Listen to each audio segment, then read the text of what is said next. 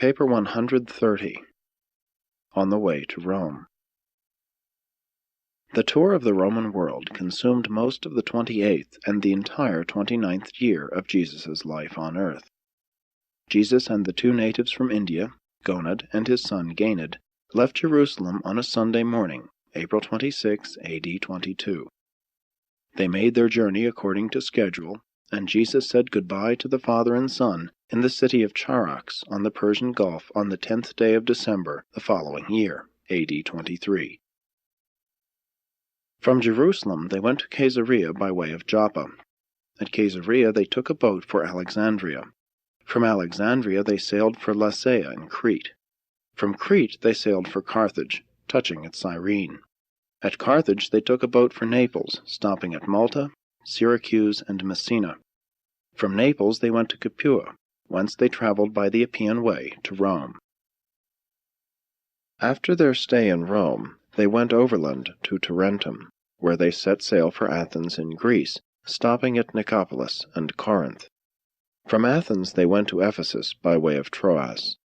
From Ephesus they sailed for Cyprus, putting in at Rhodes on the way. They spent considerable time visiting and resting on Cyprus, and then sailed for Antioch in Syria. From Antioch they journeyed south to Sidon, and then went over to Damascus. From there they traveled by caravan to Mesopotamia, passing through Thapsacus and Larissa. They spent some time in Babylon, visited Ur and other places, and then went to Susa. From Susa they journeyed to Charax, from which place Gonad and Ganid embarked for India. It was while working 4 months at Damascus that Jesus had picked up the rudiments of the language spoken by Gonad and Ganid. While there he had labored much of the time on translations from Greek into one of the languages of India, being assisted by a native of Gonad's home district. On this Mediterranean tour, Jesus spent about half of each day teaching Ganid and acting as interpreter during Gonad's business conferences and social contacts. The remainder of each day, which was at his disposal, he devoted to making those close personal contacts with his fellow men, those intimate associations with the mortals of the realm, which so characterized his activities during these years that just preceded his public ministry. From first-hand observation and actual contact, Jesus acquainted himself with the higher material and intellectual civilization of the Occident and the Levant. From Gonad and his brilliant son, he learned a great deal about the civilization and culture of India and China, for Gonad, himself a citizen of India, had made 3 extensive trips to the empire of the yellow race. Ganid, the young man, learned much from Jesus during this long and intimate association.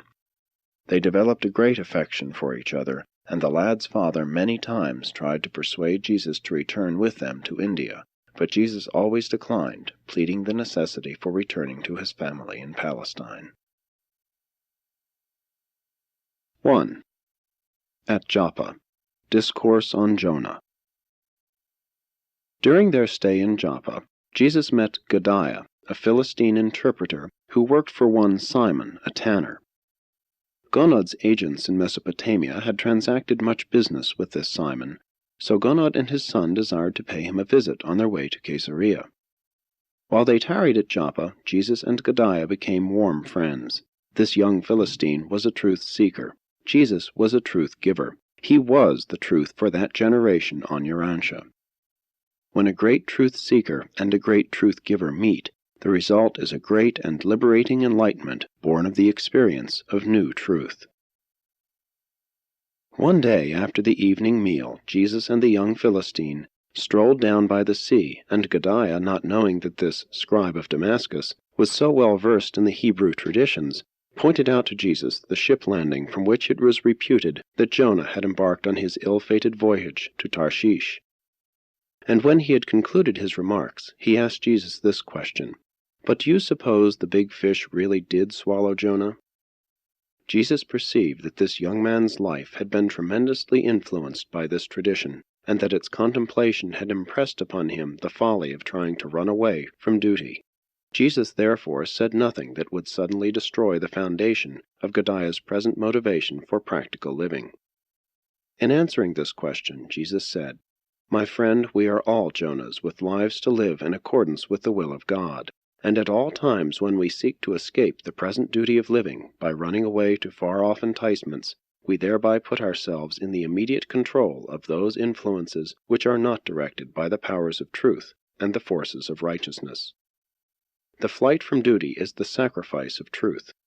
The escape from the service of light and life can only result in those distressing conflicts with the difficult wails of selfishness, which lead eventually to the darkness and death, unless such God-forsaking Jonahs shall turn their hearts, even when in the very depths of despair, to seek after God and His goodness. And when such disheartened souls sincerely seek for God, hunger for truth and thirst for righteousness, there is nothing that can hold them in further captivity. No matter into what great depths they may have fallen, when they seek the light with a whole heart, the Spirit of the Lord God of heaven will deliver them from their captivity. The evil circumstances of life will spew them out upon the dry land of fresh opportunities for renewed service and wiser living. Godiah was mightily moved by Jesus' teaching, and they talked long into the night by the seaside, and before they went to their lodgings they prayed together and for each other. This was the same Godiah who listened to the later preaching of Peter, became a profound believer in Jesus of Nazareth, and held a memorable argument with Peter one evening at the home of Dorcas. And Godiah had very much to do with the final decision of Simon, the wealthy leather merchant, to embrace Christianity. In this narrative of the personal work of Jesus with his fellow mortals on this tour of the Mediterranean, we shall, in accordance with our permission, freely translate his words into modern phraseology current on Urantia at the time of this presentation. Jesus' last visit with Godiah had to do with the discussion of good and evil. This young Philistine was much troubled by a feeling of injustice because of the presence of evil in the world alongside the good. He said, "How can God, if He is infinitely good, permit us to suffer the sorrows of evil? After all, who creates evil?" It was still believed by many in those days that God creates both good and evil, but Jesus never taught such error. In answering this question, Jesus said, "My brother, God is love. Therefore He must be good, and His goodness is so great and real that it cannot contain the small and unreal things of evil. God is so positively good that there is absolutely no place in Him for negative evil. Evil is the immature choosing and the unthinking misstep of those who are resistant to goodness, rejectful of beauty, and disloyal to truth.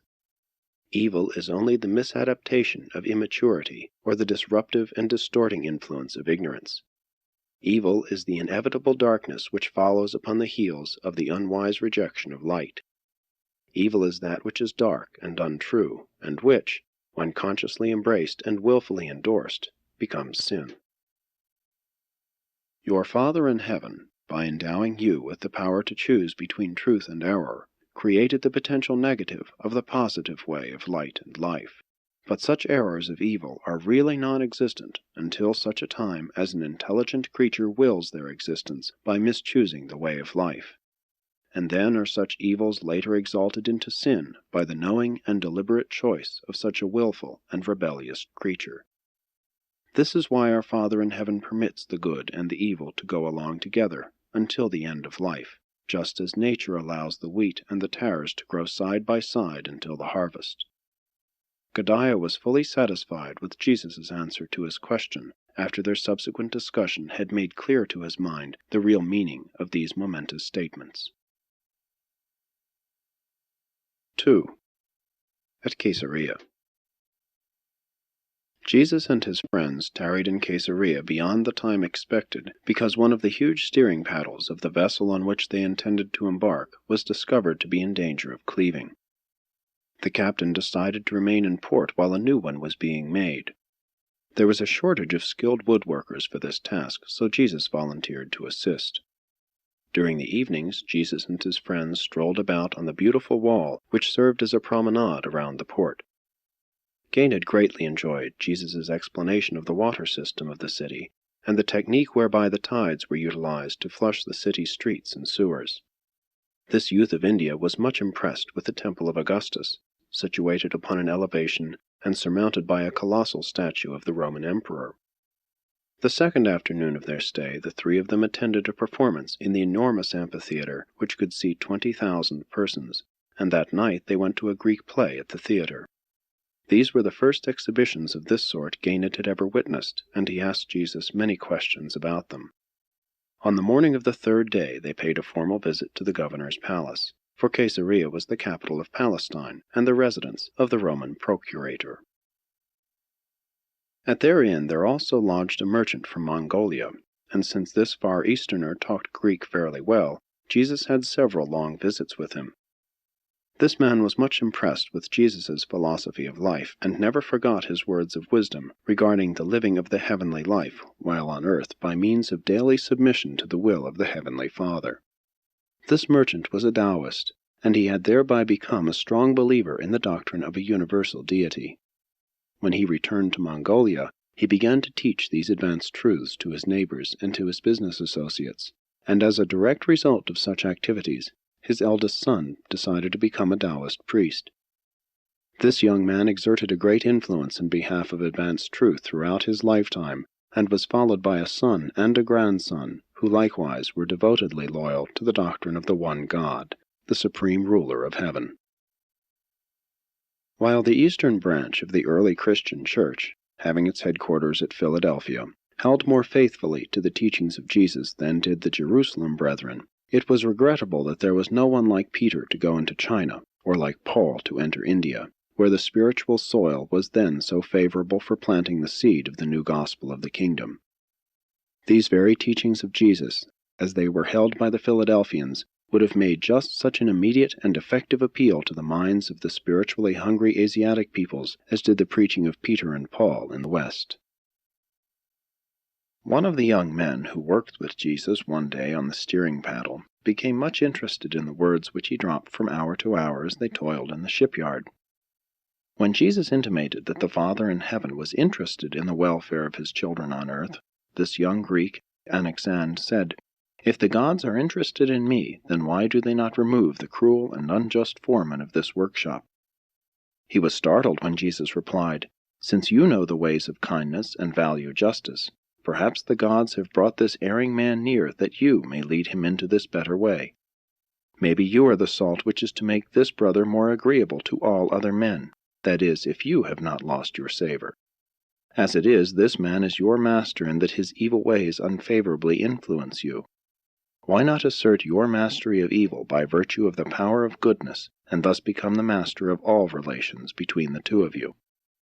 I predict that the good in you could overcome the evil in him if you gave it a fair and living chance. There is no adventure in the course of mortal existence more enthralling than to enjoy the exhilaration of becoming the material life partner with spiritual energy and divine truth in one of their triumphant struggles with error and evil. It is a marvelous and transforming experience to become the living channel of spiritual light to the mortal who sits in spiritual darkness. If you are more blessed with truth than is this man, his need should challenge you. Surely you are not the coward who could stand by on the seashore and watch a fellow man who could not swim perish. How much more of value is this man's soul floundering in darkness, compared to his body drowning in water?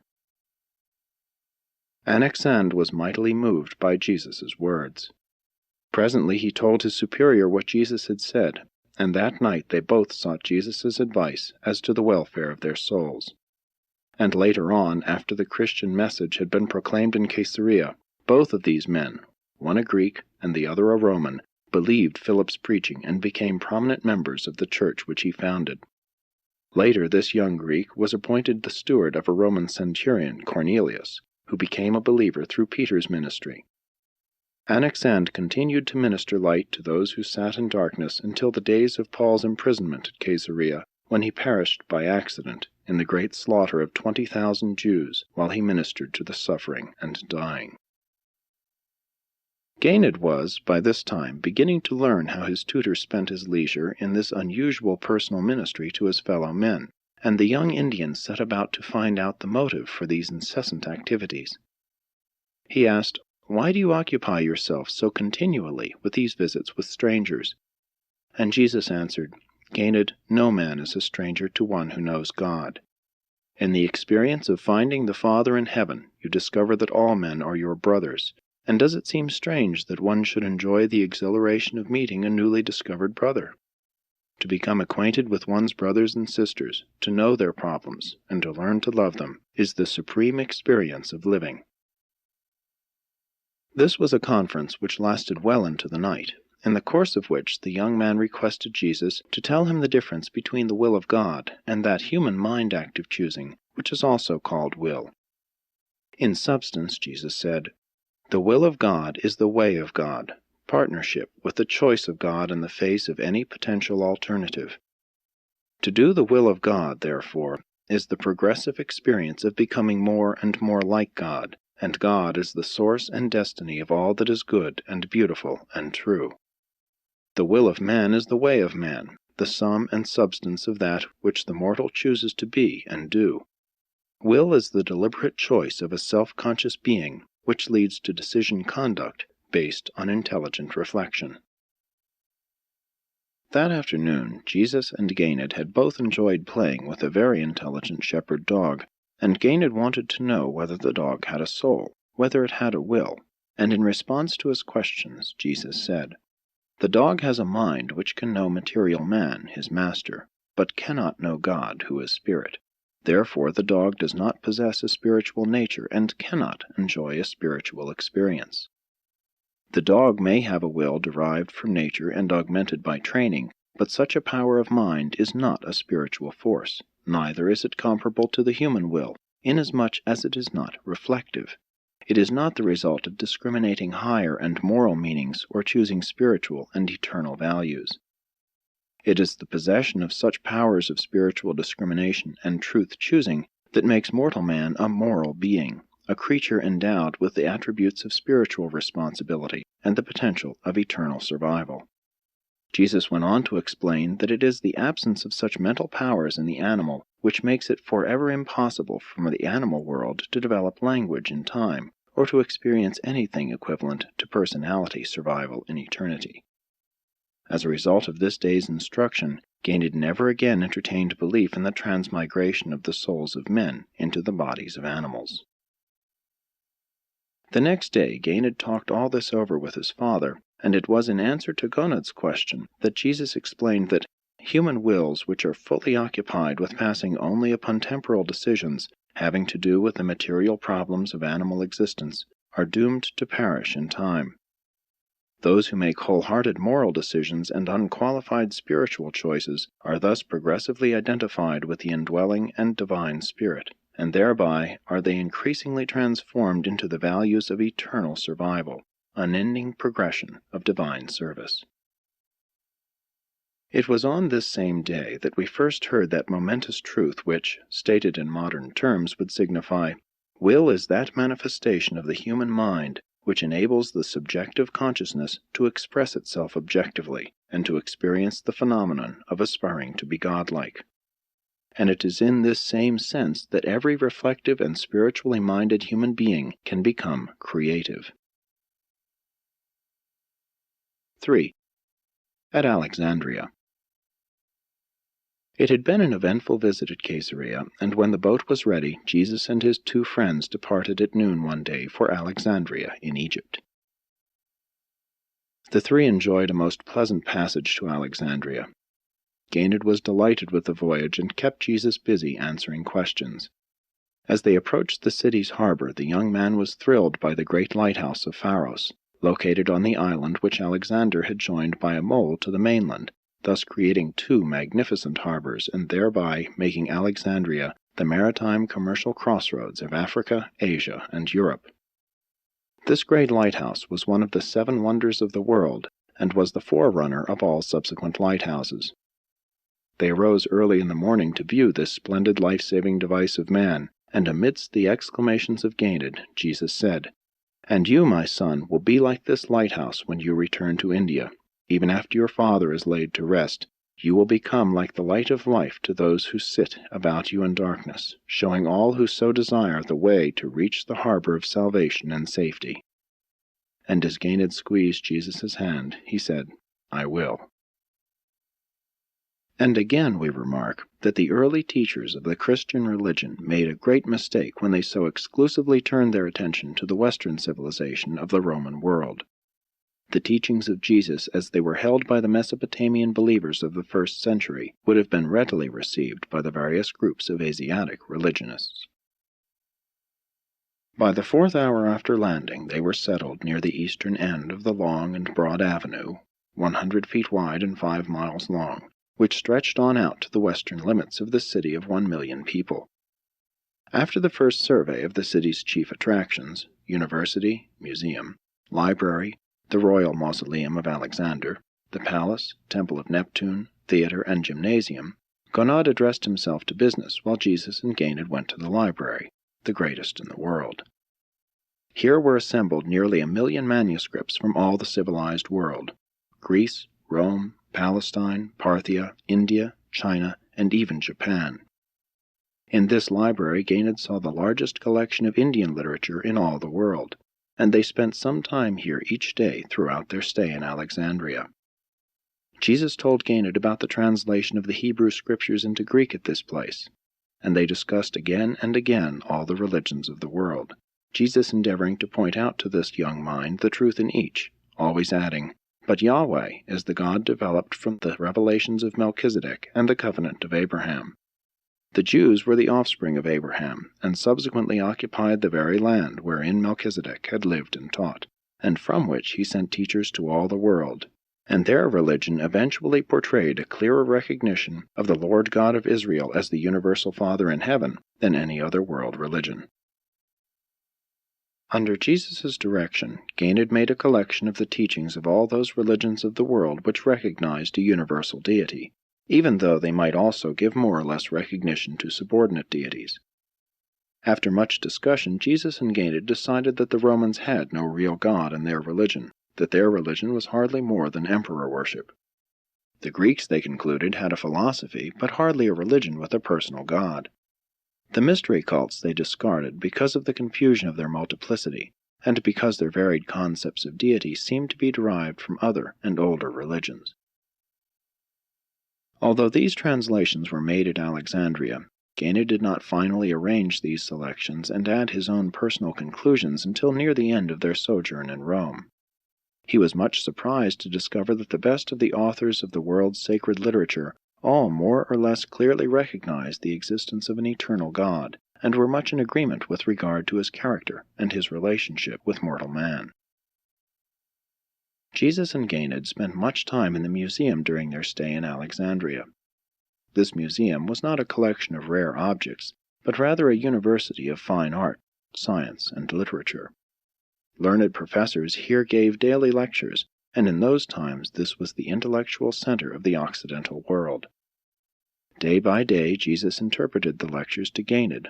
One day during the second week the young man exclaimed, "Teacher Joshua, you know more than these professors. You should stand up and tell them the great things you have told me. They are befogged by much thinking." "I shall speak to my father and have him arrange it." Jesus smiled, saying, "You are an admiring pupil, but these teachers are not minded that you and I should instruct them. The pride of unspiritualized learning is a treacherous thing in human experience. The true teacher maintains his intellectual integrity by ever remaining a learner." Alexandria was the city of the blended culture of the Occident, and next to Rome the largest and most magnificent in the world. Here was located the largest Jewish synagogue in the world, the seat of government of the Alexandria Sanhedrin, the 70 ruling elders. Among the many men with whom Gonaud transacted business was a certain Jewish banker, Alexander, whose brother, Philo, was a famous religious philosopher of that time. Philo was engaged in the laudable but exceedingly difficult task of harmonizing Greek philosophy and Hebrew theology. Gained and Jesus talked much about Philo's teachings, and expected to attend some of his lectures, but throughout their stay at Alexandria, this famous Hellenistic Jew lay sick abed. Jesus commended to Gained much in the Greek philosophy and the Stoic doctrines, but he impressed upon the lad the truth that these systems of belief, like the indefinite teachings of some of his own people, were religions only in the sense that they led men to find God and enjoy a living experience in knowing the eternal. 4. Discourse on Reality. The night before they left Alexandria, Ganid and Jesus had a long visit with one of the government professors at the university who lectured on the teachings of Plato. Jesus interpreted for the learned Greek teacher, but injected no teaching of his own in refutation of the Greek philosophy. Ganid was away on business that evening, so after the professor had departed, the teacher and his pupil had a long and heart-to-heart talk about Plato's doctrines. While Jesus gave qualified approval of some of the Greek teachings, which had to do with the theory that the material things of the world are shadowy reflections of invisible, but more substantial spiritual realities, he sought to lay a more trustworthy foundation for the lad's thinking, so he began a long dissertation concerning the nature of reality in the universe. In substance, and in modern phraseology, Jesus said to Ganid, "The source of universe reality is the infinite. The material things of finite creation are the time-space repercussions of the paradise pattern and the universal mind of the eternal God. Causation in the physical world, self-consciousness in the intellectual world, and progressing selfhood in the spirit world, these realities, projected on a universal scale, combined in eternal relatedness, and experienced with perfection of quality and divinity of value, constitute the reality of the Supreme. But in an ever-changing universe, the original personality of causation, intelligence, and spirit experience is changeless, absolute. All things, even in an eternal universe of limitless values and divine qualities, may, and oftentimes do, change except the absolutes and that which has attained the physical status, intellectual embrace, or spiritual identity, which is absolute. The highest level to which a finite creature can progress is the recognition of the universal Father and the knowing of the Supreme. And even then, such beings of finality destiny go on experiencing change in the motions of the physical world and in its material phenomena. Likewise do they remain aware of selfhood progression in their continuing ascension of the spiritual universe, and of growing consciousness in their deepening appreciation of and response to the intellectual cosmos.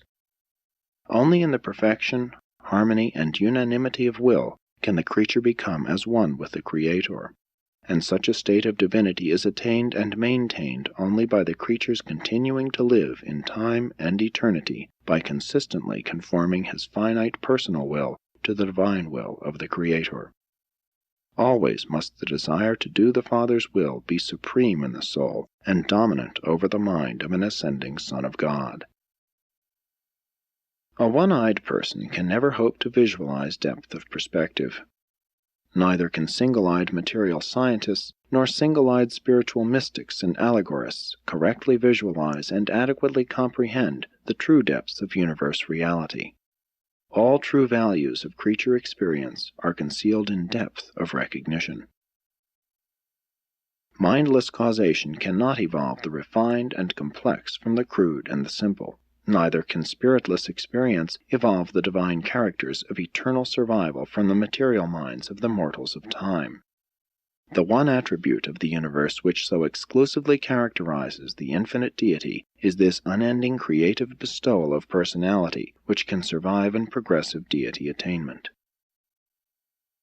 Personality is that cosmic endowment, that phase of universal reality, which can coexist with unlimited change and at the same time retain its identity in the very presence of all such changes, and forever afterward. Life is an adaptation of the original cosmic causation to the demands and possibilities of universe situations, and it comes into being by the action of the universal mind and the activation of the spirit spark of the God who is spirit. The meaning of life is its adaptability. The value of life is its progressibility, even to the heights of God consciousness. Misadaptation of self-conscious life to the universe results in cosmic disharmony. Final divergence of personality will from the trend of the universes terminates in intellectual isolation, personality segregation. Loss of the indwelling spirit pilot supervenes in spiritual cessation of existence. Intelligent and progressing life becomes then, in and of itself, an incontrovertible proof of the existence of a purposeful universe expressing the will of a divine Creator. And this life, in the aggregate, struggles toward higher values, having for its final goal the Universal Father. Only in degree does man possess mind above the animal level aside from the higher and quasi-spiritual ministrations of intellect. Therefore animals, not having worship and wisdom, cannot experience superconsciousness, consciousness of consciousness. The animal mind is only conscious of the objective universe. Knowledge is the sphere of the material or fact-discerning mind. Truth is the domain of the spiritually endowed intellect that is conscious of knowing God. Knowledge is demonstrable. Truth is experienced. Knowledge is a possession of the mind. Truth an experience of the soul, the progressing self. Knowledge is a function of the non-spiritual level. Truth is a phase of the mind-spirit level of the universes. The eye of the material mind perceives a world of factual knowledge.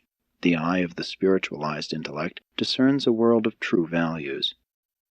These two views, synchronized and harmonized, reveal the world of reality, wherein wisdom interprets the phenomena of the universe in terms of progressive personal experience. Error, evil, is the penalty of imperfection. The qualities of imperfection or facts of misadaptation are disclosed on the material level by critical observation and by scientific analysis, on the moral level by human experience. The presence of evil constitutes proof of the inaccuracies of mind and the immaturity of the evolving self. Evil is, therefore, also a measure of imperfection in universe interpretation. The possibility of making mistakes is inherent in the acquisition of wisdom, the scheme of progressing from the partial and temporal to the complete and eternal, from the relative and imperfect to the final and perfected. Error is the shadow of relative incompleteness which must of necessity fall across man's ascending universe path to paradise perfection. Error, evil, is not an actual universe quality. It is simply the observation of a relativity in the relatedness of the imperfection of the incomplete finite to the ascending levels of the supreme and ultimate. Although Jesus told all this to the lad in language best suited to his comprehension, at the end of the discussion Ganid was heavy of eye and was soon lost in slumber. They rose early the next morning to go aboard the boat bound for Lasea on the island of Crete. But before they embarked, the lad had still further questions to ask about evil, to which Jesus replied. Evil is a relativity concept. It arises out of the observation of the imperfections which appear in the shadow cast by a finite universe of things and beings, as such a cosmos obscures the living light of the universal expression of the eternal realities of the Infinite One. Potential evil is inherent in the necessary incompleteness of the revelation of God as a time-space limited expression of infinity and eternity. The fact of the partial and the presence of the complete constitutes relativity of reality, creates necessity for intellectual choosing, and establishes value levels of spirit recognition and response. The incomplete and finite concept of the infinite which is held by the temporal and limited creature mind is, in and of itself, potential evil. But the augmenting error of unjustified deficiency in reasonable spiritual rectification of these originally inherent intellectual disharmonies and spiritual insufficiencies is equivalent to the realization of actual evil. All static, dead concepts are potentially evil. The finite shadow of relative and living truth is continually moving. Static concepts invariably retard science, politics, society, and religion. Static concepts may represent a certain knowledge, but they are deficient in wisdom and devoid of truth. But do not permit the concept of relativity so to mislead you that you fail to recognize the coordination of the universe under the guidance of the cosmic mind, and its stabilized control by the energy and spirit of the Supreme. 5. On the island of Crete. The travelers had but one purpose in going to Crete, and that was to play, to walk about over the island, and to climb the mountains. The Cretans of that time did not enjoy an enviable reputation among the surrounding peoples. Nevertheless, Jesus from Ganid won many souls to higher levels of thinking and living, and thus laid the foundation for the quick reception of the later teachings when the first preachers from Jerusalem arrived. Jesus loved these Cretans, notwithstanding the harsh words which Paul later spoke concerning them when he subsequently sent Titus to the island to reorganize their churches. On the mountainside in Crete, Jesus had his first long talk with JONAH regarding religion. And the father was much impressed, saying, "No wonder the boy believes everything you tell him. But I never knew they had such a religion even in Jerusalem, much less in Damascus." It was during the island's sojourn that JONAH first proposed to Jesus that he go back to India with them, and Ganid was delighted with the thought that Jesus might consent to such an arrangement. One day, when Ganid asked Jesus why he had not devoted himself to the work of a public teacher, he said, "My son, everything must await the coming of its time.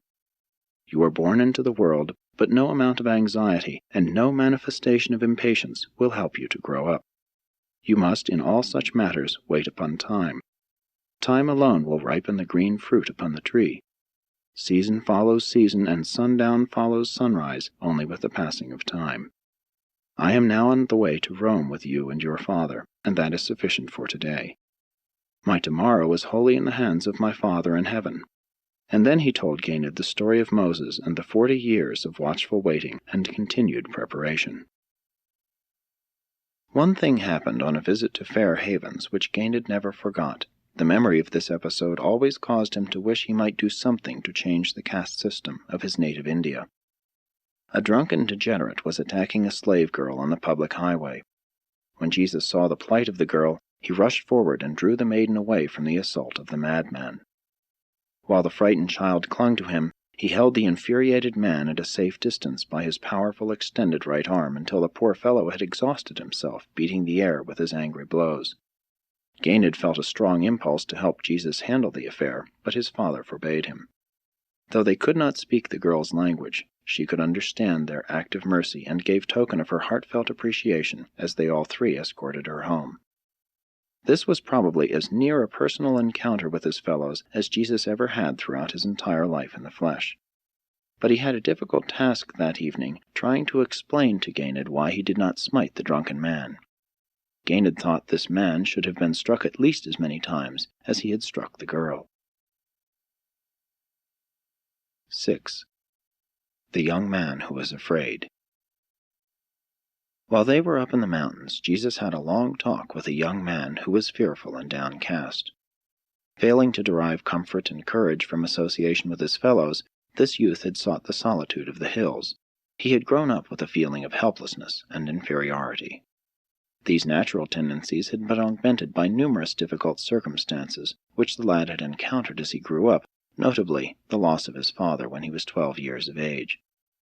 As they met, Jesus said, "Greetings, my friend. Why so downcast on such a beautiful day? If something has happened to distress you, perhaps I can in some manner assist you. At any rate, it affords me real pleasure to proffer my services." The young man was disinclined to talk, and so Jesus made a second approach to his soul, saying, "I understand you come up into these hills to get away from folks, so of course you do not want to talk with me, but I would like to know whether you are familiar with these hills. Do you know the direction of the trails? And perchance, could you inform me as to the best route to Phoenix?"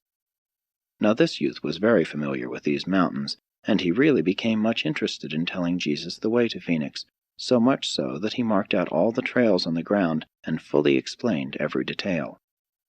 But he was startled and made curious when Jesus, after saying goodbye and making as if he were taking leave, suddenly turned to him, saying, "I well know you wish to be left alone with your disconsolation, but it would be neither kind nor fair for me to receive such generous help from you as to how best to find my way to Phoenix, and then unthinkingly to go away from you without making the least effort to answer your appealing request for help and guidance regarding the best route to the goal of destiny which you seek in your heart while you tarry here on the mountainside. As you so well know the trails to Phoenix, having traversed them many times, so do I well know the way to the city of your disappointed hopes and thwarted ambitions. And since you have asked me for help, I will not disappoint you." The youth was almost overcome, but he managed to stammer out, "But I did not ask you for anything." And Jesus, laying a gentle hand on his shoulder, said, "No, son, not with words, but with longing looks did you appeal to my heart. My boy, to one who loves his fellows, there is an eloquent appeal for help in your countenance of discouragement and despair. Sit down with me while I tell you of the service trails and happiness highways which lead from the sorrows of self to the joys of loving activities in the brotherhood of men and in the service of the God of heaven." By this time the young man very much desired to talk with Jesus, and he knelt at his feet imploring Jesus to help him, to show him the way of escape from his world of personal sorrow and defeat.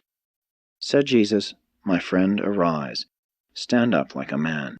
You may be surrounded with small enemies and be retarded by many obstacles, but the big things and the real things of this world and the universe are on your side. The sun rises every morning to salute you, just as it does the most powerful and prosperous man on earth. Look, you have a strong body and powerful muscles. Your physical equipment is better than the average. Of course, it is just about useless while you sit out here on the mountainside and grieve over your misfortunes, real and fancied. But you could do great things with your body if you would hasten off to where great things are waiting to be done. You are trying to run away from your unhappy self, but it cannot be done. You and your problems of living are real. You cannot escape them as long as you live. But look again, your mind is clear and capable. Your strong body has an intelligent mind to direct it. Set your mind at work to solve its problems. Teach your intellect to work for you. Refuse longer to be dominated by fear like an unthinking animal. Your mind should be your courageous ally in the solution of your life problems, rather than your being, as you have been, its abject fear slave and the bondservant of depression and defeat. But most valuable of all, your potential of real achievement is the spirit which lives within you, and which will stimulate and inspire your mind to control itself and activate the body if you will release it from the fetters of fear, and thus enable your spiritual nature to begin your deliverance from the evils of inaction by the power presence of living faith. And then, forthwith, will this faith vanquish fear of men by the compelling presence of that new and all-dominating love of your fellows, which will so soon fill your soul to overflowing because of the consciousness which has been born in your heart that you are a child of God. This day, my son, you are to be reborn, re-established as a man of faith, courage, and devoted service to man, for God's sake. And when you become so readjusted to life within yourself, you become likewise readjusted to the universe. You have been born again, born of the Spirit, and henceforth will your whole life become one of victorious accomplishment. Trouble will invigorate you, disappointment will spur you on, difficulties will challenge you, and obstacles will stimulate you. Arise, young man. Say farewell to the life of cringing fear and fleeing cowardice. Hasten back to duty and live your life in the flesh as a son of God, a mortal dedicated to the ennobling service of man on earth and destined to the superb and eternal service of God in eternity. And this youth, Fortune, subsequently became the leader of the Christians in Crete and the close associate of Titus in his labors for the uplift of the Cretan believers. The travelers were truly rested and refreshed when they made ready about noon one day to sail for Carthage in northern Africa, stopping for 2 days at Cyrene. It was here that Jesus and Ganid gave first aid to a lad named Rufus, who had been injured by the breakdown of a loaded ox cart. They carried him home to his mother, and his father, Simon, little dreamed that the man whose cross he subsequently bore by orders of a Roman soldier was the stranger who once befriended his son. 7. At Carthage, Discourse on Time and Space. Most of the time en route to Carthage, Jesus talked with his fellow travelers about things social, political, and commercial. Hardly a word was said about religion. For the first time, Gonad and Ganid discovered that Jesus was a good storyteller, and they kept him busy telling tales about his early life in Galilee. They also learned that he was reared in Galilee and not in either Jerusalem or Damascus. When Ganid inquired what one could do to make friends, having noticed that the majority of persons whom they chanced to meet were attracted to Jesus, his teacher said, "Become interested in your fellows, learn how to love them, and watch for the opportunity to do something for them which you are sure they want done." And then he quoted the olden Jewish proverb, "A man who would have friends must show himself friendly." At Carthage, Jesus had a long and memorable talk with a Mithraic priest about immortality, about time and eternity. This Persian had been educated at Alexandria, and he really desired to learn from Jesus. Put into the words of today, in substance, Jesus said in answer to his many questions, "Time is the stream of flowing temporal events perceived by creature consciousness. Time is a name given to the succession arrangement whereby events are recognized and segregated. The universe of space is a time-related phenomenon as it is viewed from any interior position outside of the fixed abode of paradise. The motion of time is only revealed in relation to something which does not move in space as a time phenomenon. In the universe of universes, paradise and its deities transcend both time and space. On the inhabited worlds, human personality, indwelt and oriented by the Paradise Father Spirit, is the only physically related reality which can transcend the material sequence of temporal events. Animals do not sense time as does man, and even to man, because of his sectional and circumscribed view, time appears as a succession of events.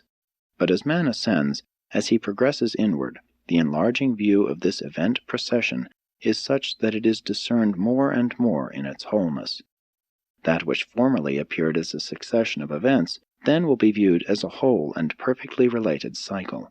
In this way will circular simultaneity increasingly displace the one-time consciousness of the linear sequence of events.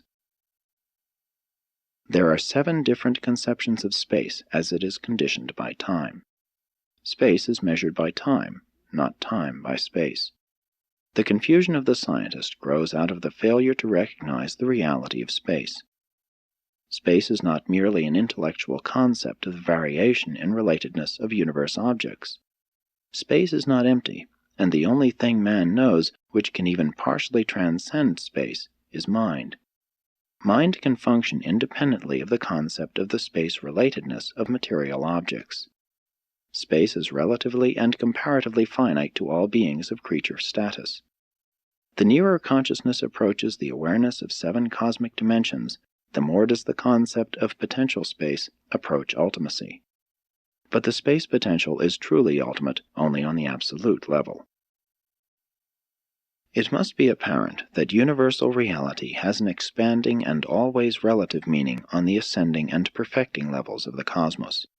Ultimately, surviving mortals achieve identity in a 7-dimensional universe. The time-space concept of a mind of material origin is destined to undergo successive enlargements as the conscious and conceiving personality ascends the levels of the universes. When man attains the mind intervening between the material and the spiritual planes of existence, his ideas of time-space will be enormously expanded, both as to quality of perception and quantity of experience. The enlarging cosmic conceptions of an advancing spirit personality are due to augmentations of both depth of insight and scope of consciousness. And as personality passes on, upward and inward, to the transcendental levels of deity likeness, the time-space concept will increasingly approximate the timeless and spaceless concepts of the absolutes. Relatively, and in accordance with transcendental attainment, these concepts of the absolute level are to be envisioned by the children of ultimate destiny. 8. On the way to Naples and Rome. The first stop on the way to Italy was at the island of Malta. Here Jesus had a long talk with a downhearted and discouraged young man named Claudius. This fellow had contemplated taking his life, but when he had finished talking with the scribe of Damascus, he said, "I will face life like a man. I am through playing the coward. I will go back to my people and begin all over again." Shortly he became an enthusiastic preacher of the Cynics, and still later on he joined hands with Peter in proclaiming Christianity in Rome and Naples, and after the death of Peter, he went on to Spain preaching the gospel. But he never knew that the man who inspired him in Malta was the Jesus whom he subsequently proclaimed the world's deliverer. At Syracuse they spent a full week. The notable event of their stop here was the rehabilitation of Ezra, the backslidden Jew, who kept the tavern where Jesus and his companions stopped. Ezra was charmed by Jesus' approach and asked him to help him come back to the faith of Israel. He expressed his hopelessness by saying, "I want to be a true son of Abraham, but I cannot find God." Said Jesus, "If you truly want to find God, that desire is in itself evidence that you have already found Him. Your trouble is not that you cannot find God, for the Father has already found you. Your trouble is simply that you do not know God. Have you not read in the prophet Jeremiah, 'You shall seek me and find me, when you shall search for me with all your heart'? And again, does not this same prophet say, 'And I will give you a heart to know me, that I am the Lord, and you shall belong to my people, and I will be your God'? And have you not also read in the Scriptures, where it says, 'He looks down upon men, and if any will say, I have sinned and perverted that which was right, and it profited me not, then will God deliver that man's soul from darkness, and he shall see the light.' And Ezra found God to the satisfaction of his soul. Later, this Jew, in association with a well-to-do Greek proselyte, built the first Christian church in Syracuse. At Messina they stopped for only one day, but that was long enough to change the life of a small boy, a fruit vendor, of whom Jesus bought fruit, and in turn fed with the bread of life. The lad never forgot the words of Jesus and the kindly look which went with them when, placing his hand on the boy's shoulder, he said, "Farewell, my lad. Be of good courage as you grow up to manhood, and after you have fed the body, learn how also to feed the soul. And my Father in heaven will be with you, and go before you." The lad became a devotee of the Mithraic religion, and later on turned to the Christian faith. At last they reached Naples, and felt they were not far from their destination, Rome. Gonad had much business to transact in Naples, and aside from the time Jesus was required as interpreter, he and Gonad spent their leisure visiting and exploring the city. Gonad was becoming adept at citing those who appeared to be in need. They found much poverty in this city, and distributed many alms. But Gonad never understood the meaning of Jesus' words when, after he had given a coin to a street beggar, he refused to pause and speak comfortingly to the man. Said Jesus, "Why waste words upon one who cannot perceive the meaning of what you say? The Spirit of the Father cannot teach and save one who has no capacity for sonship."